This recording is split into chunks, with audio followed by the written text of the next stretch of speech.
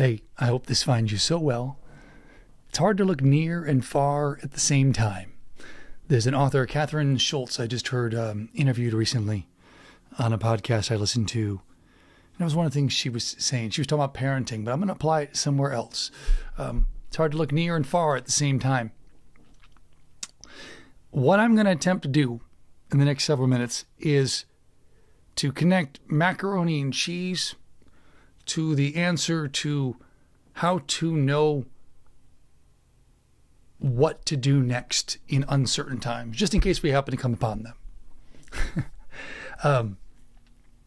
It's hard to look near and far at the same time. If you think about that literally, you can't look at things way out there and look at things closely here. You can't really give your attention to either one. I have two kinds of people in my world right now. There's the kind of people that are deeply, deeply informed, for the most part, very credibly informed people. And they are, some of them, they're wrestling with kind of how to balance that. How much is too much? And often falling on the side of too much. I'm one of those people. The other kind of people in my world right now are the ones that aren't informed at all, that are just tuning out. They're both overwhelmed for different reasons. I've been overwhelmed with the pace of change, the pace of the news, the pace of the dismantling of who we've been.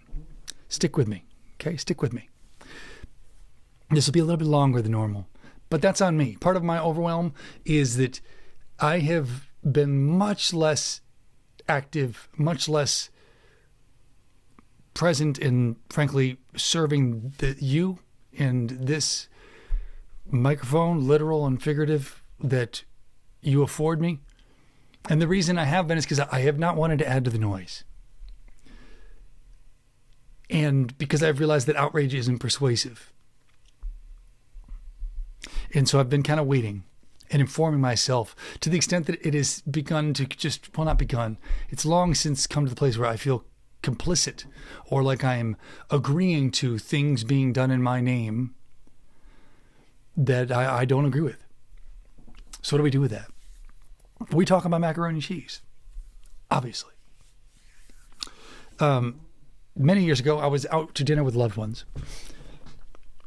And we were at this place that was trying to elevate Southern cuisine, which, sure, cool, yum.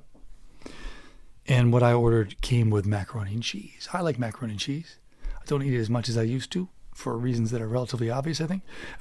But man, the macaroni and cheese came, and macaroni and cheese can be done wrong. You can do that wrong. I took a bite or two of that, and I was like, yo, what is happening in my mouth? I'm so happy. It was just, it was so good. It was exploded in my, I was like, I did not know macaroni and cheese could do that, And I was going on and on and on about this macaroni and cheese, such that one of my friends who was also at the table, she was like, come on, it cannot be that good. Let me try. And she grabbed a bite. And she was like, oh my God, I'm going to need some private time with that macaroni and cheese. Private time. It was hilarious. But that's the way it is sometimes, right? Sometimes you come across things that you just know immediately. Man, I want more of this in my life. Sometimes you come across things that you have the opposite experience. Nope, I want less of that in my life, It's like that thing I've said to you before that Jerry Seinfeld, when he was talking to Trevor Noah, said that I've come to the conclusion that pain is knowledge rushing in to fill a gap. I will keep saying it because I freaking love it. Pain is knowledge rushing in to fill a gap. Stub your toe, knowledge. There's a table there and you're not paying attention to where you're going. Cool. Joy. You find something that you really love. That's how you learn that, right? You stumble into it. Oh my God, what's happening in my mouth? So pain and joy come bearing information if we're listening. You with me? Cool. So I think that's very useful in this moment. Outrage isn't persuasive, but vision is. It's very hard to look near and far and near at the same time. Can't really do it. But in times like these, when we're dealing with significant change. And by the way, people will sometimes characterize where we are as politics or something. I'm not really talking about politics. We're past that. If you're in the category of folks that aren't paying attention, I just will humbly, peacefully submit to you, we're past the point that we're talking about politics. That's not this anymore. And this is not people raising artificial alarms. There's significant reinvention, dismantling of the world order and what it is to be American. And whether that pleases you or not, that is what's underway. It's hard to see things that are far and near at the same time. So we can look to things that are far, that are happening outside of us, that we don't really have control over directly. And I'll speak for myself. Part of why I've been quiet is I find myself outraged. Outrage isn't persuasive. There's a lot of people that talk about our division. We're so divided. Well, there's a subset of people, a lot of them in leadership, that want us to feel divided. That's important to them. There's money, there's power in that for them. So a lot of it's not true. A lot of it's just bullshit that they're kind of cooking up. But some of it is. At the very least, we perceive that we're divided. So what do we do with that? Outrage isn't persuasive. But perhaps a vision is. Now, don't get me wrong. There are times for outrage. I protest. I rally. I will rally again. I will protest again this weekend, for instance. I've written. I've letters. I've campaigned. I do all kind of those things to express my outrage when it's appropriate in formats where it might be useful. But we're living our lives not far, but near.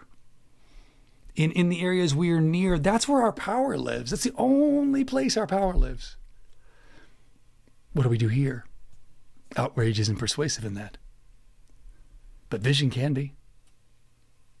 So when you have a moment of outrage, when something changes, and there's so many things that you find yourself outraged, heartbroken about, the opportunity is to dig deeper. Why? What is it I think is being lost? What is it I value that's here? Because being able to articulate what it is that I value is fundamentally articulating your vision for this club that you are a card-carrying member of. This club that we have been in this wrong-minded thinking that we're supposed to tune into every election or so and just pick the people who to come save us, like we're electing Albus Dumbledore or something who's going to wave a wand and make everything good. It's not how these things work. We're supposed to kind of engage and get clarity about what matters to us, what we value, what our vision for the club is, so that we can then articulate it to people who raise their hand and say, hey, I want to be a leader. Cool. This is what I need from you. So I can go about my business in my life. I need you to be engaged in these things on my behalf, in my name. So I think that macaroni and cheese has something to teach us about the value of recognizing yum in my mouth. I want more of this. Just as surely as pain is knowledge rushing in to fill a gap, joy is knowledge rushing in to fill a gap, outrage is information directing us to what we value, to what's important, to what your vision is, if you drill down on it and get clear about it. And when you get clear about it, you get to see areas that you want to cultivate more of a particular value, a particular vision, a thing that you want to articulate more if you're given the opportunity in conversation. And somebody wonders why X, Y, or Z thing matters, why it's upsetting to people. Or you're given the opportunity to support things that are in that realm. You get to be that change. That's what that looks like. And let me say another thing without use food again. I've eaten at a lot of buffets in my time. I'm sure over the years. Maybe you have too. One of the things I've noticed when I eat at a buffet, that when I sit down at the table with the folks that I'm there with, that there's always one or two people at the table that have like a mound of food on their plate, like this is going to be their last meal or something, right? And then there's always people that have, an appropriate amount of food on their plate. Because it's a choice. Just because there's a whole buffet of stuff doesn't mean you have to eat it all. When I was younger, maybe when you were younger, in terms of news consumption, we would maybe read the newspaper and maybe watch a 30-minute newscast at night. That was it. That was the ball game. Now we have an entire buffet. But that doesn't mean I have to eat the whole buffet. So you can get informed without getting overwhelmed. It's just a choice. And you know who's credible. And there are sources that can help you figure that out. There's something called Ground News that I've not done a lot with, but a lot of people I admire talk about. And it's a platform that tries to grade news sources. What's the right saying? What's the left saying? Who are these outlets? And consistently, outlets like Reuters and AP, despite what some of the people in charge keep trying to say. Now, these are outlets that the world over for many, many, many, many, many years have looked to and said, yeah, these two you can trust. These are objective, good journalism. Anyway, all that to say, you don't have to eat all the food at the buffet. You could just consume a little bit and get yourself informed enough of what's out there, because you can't see what's out there, what's far and near at the same time. You can get informed about what's far to help inform what's yours to do near. The things that you're excited about, you can learn more about what's the value, the vision, the thing that's speaking to you if you're in that camp. People that are feeling outraged about things, you can drill down on what's my vision, what's my value. So that's, if you want to stop here, I know this is long, feel free to stop here. I'm going to give an example. But that's the takeaway, the macaroni and cheese and the buffet. Think about those things, What's delicious? What's not delicious for you? What's outrage? There's information there. Stay informed, but you can consume it like you would a buffet. You don't have to eat the whole thing. Do it the way that works for you. But stay informed. That's our job. So if you have to go. Sending lots of love. These are going to be shorter because I'm done being quiet. But I needed this one to be a little bit longer because I'm trying to figure out a way to engage and not add to the noise, but to give you something useful. All right. So an example. There's so many things that for me have been outrageous. Just being real. Continue to be. I think, honestly, they just ought to be. But that's neither here nor there. Outrageous and persuasive. I'll take this one example. USAID. USAID is broadly speaking the arm of the U.S. government that was responsible for foreign aid until recently. Okay? And most Americans in polling consistently have long believed that we give too much to foreign aid. Cool. So in polling, again, consistently, the perception that Americans have voiced when they asked, okay, you think we give too much? How much do you think we give? Americans would say 25% of the budget goes to foreign aid. Then they'd be asked, okay, well, how much do you think we ought to be giving to foreign aid? And Americans were consistently saying around 10%. So too much foreign aid. We think it's 25. We'd be happy with 10. It was recently eliminated. In fact, there were some changes in the last 24 hours on that. The actual retail price for foreign aid was 1.2%. And I have a handy dandy little detail on my computer here from Pew, the Pew Research company, that said that since 2001, foreign aid has ranged from between 0.7% and 1.4% of the federal budget. So it has never been higher than 1.4% since 2001. It was 1.2% when it was deleted or, dismantled. So why does that matter? So that's the where the outrage came for me. Like, what? How can we be doing this? Why? Because you're a good person. I'm trying to be. When I turn on the news or see something in the world and I see people starving somewhere, just terrible, terrible starvation, or see people somewhere that are dealing with a massive disease or something, or there's a major natural disaster, I wish I could do something, but I'm busy and I'm working through my own struggles, my own triumphs. But God, I wish I could do something. I happen to belong to this club that until recently, for just 1 penny, oversimplifying, but for just 1 penny out of every dollar I gave to the club,